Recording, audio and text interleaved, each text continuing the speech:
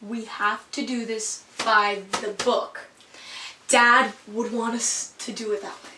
Why do you always want to do what Dad wants to do? This is my show. We're gonna do it my way.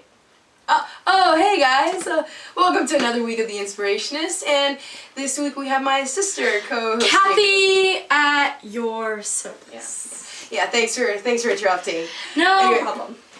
All right, thanks. So, well then today is, our show, the one we're talking about today, is coming back from hiatus this upcoming week, and we decided to just start talking about it, alright?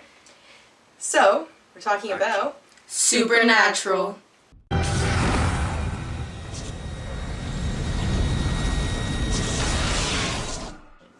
Why don't you start?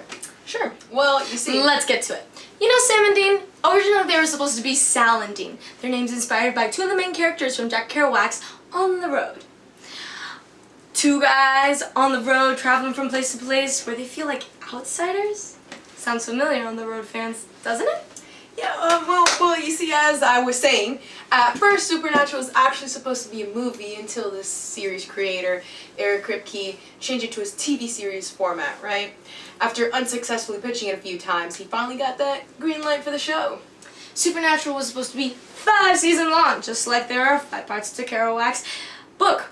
The reason why it's still going strong, 9 seasons?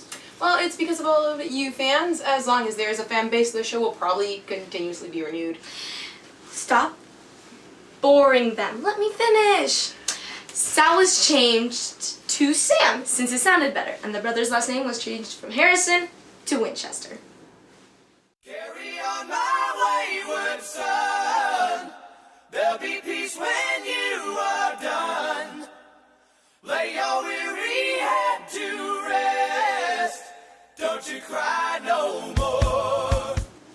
Kripke wanted to give the boys specifically Dean, I guess, a devil-may-care swagger of Han Solo by naming them Harrison after Harrison Ford. But due to some legalities, the name became Winchester after the Winchester rifle. Kripke decided on the last name because of his great interest in the Winchester Mystery House, the supposedly haunted mansion in California. Come on, baby, don't feel the reaper. Baby, take my hand. Season 1 of Supernatural is a lot like The X-Files. They both seem to have the same premise, a Monster of the Week show. However, noticing the chemistry between Jared Padalecki and Jensen Ackles, who play the main roles of Sam and Dean, the producer of the show decided to have the story focus more on the characters instead of having the boys be an engine to get us in and out of different horror movies every week. And so the show moved away from its Monster of the Week style. You know the hero's journey story? In case you don't, in literature, it's one when the hero is called on a quest, where he and his sidekick goes on many adventures, faces a few trials, is victorious, and in whatever he sets out to do, then he returns home.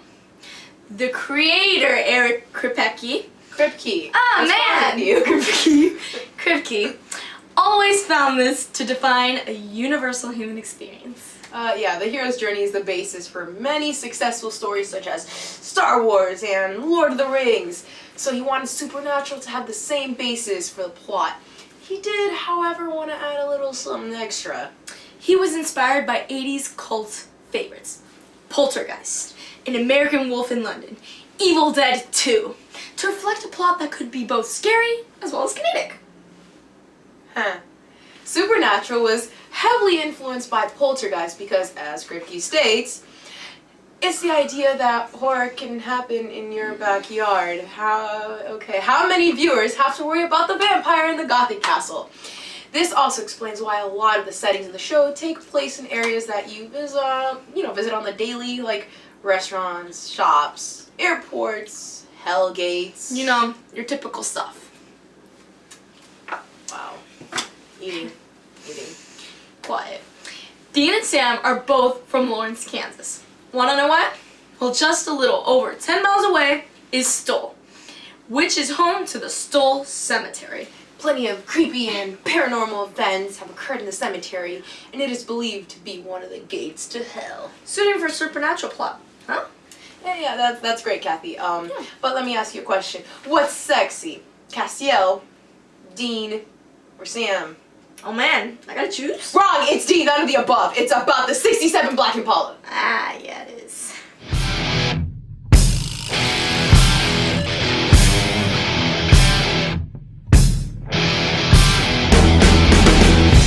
And this is where you back up and let me talk about what I know.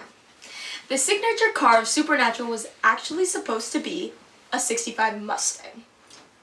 Really? Yes, really. But a neighbor of Kripke's convinced him to change his mind.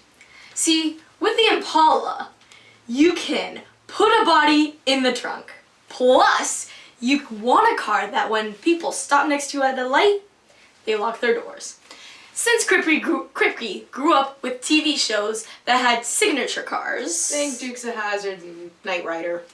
he wanted a memorable Rottweiler of a car that the fans would remember. Probably my favorite thing about Supernatural is that it covers plenty about monsters and ghosts, but the creators also decided to reel in the big guns with Christian mythology when the most beloved Castiel arrived on the scene in season 4.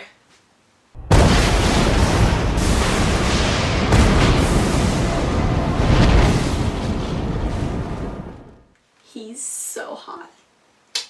Yeah, alright, well, anyway, from there on, the scene was set with a great battle between angels and demons, along with the potential for an end-of-the-world scenario.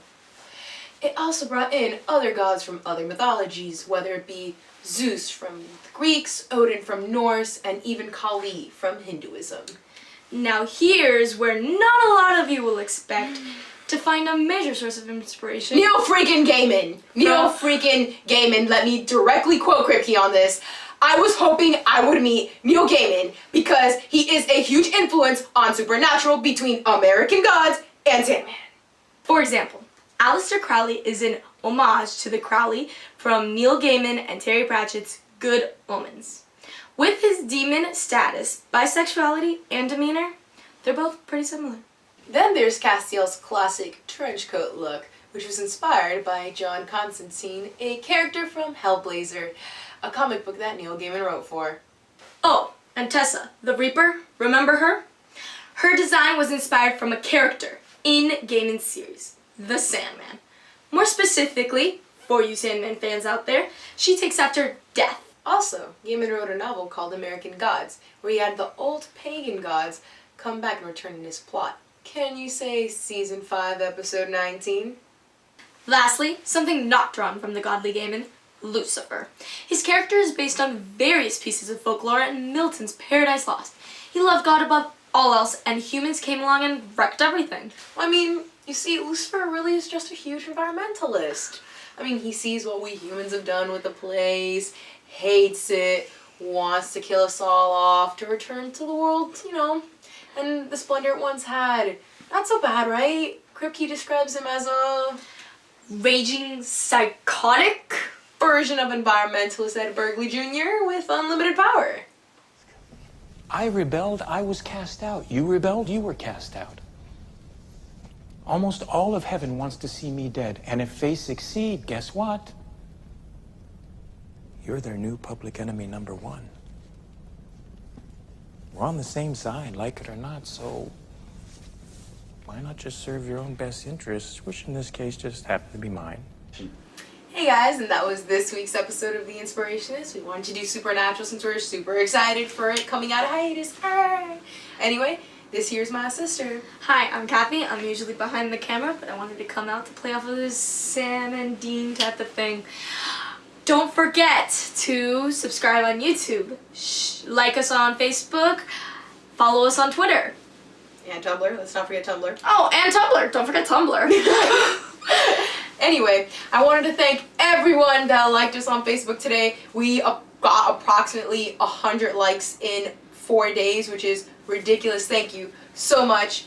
And just to show my thanks, if you share this with your friends, just screenshot that, action of sharing and post it on my Twitter, which will be stated below, some annotated sign here. And then we will mention you in our next video, give you a little shout out. Well, thank you so much from here, everyone at the Inspirationist, and have a great day.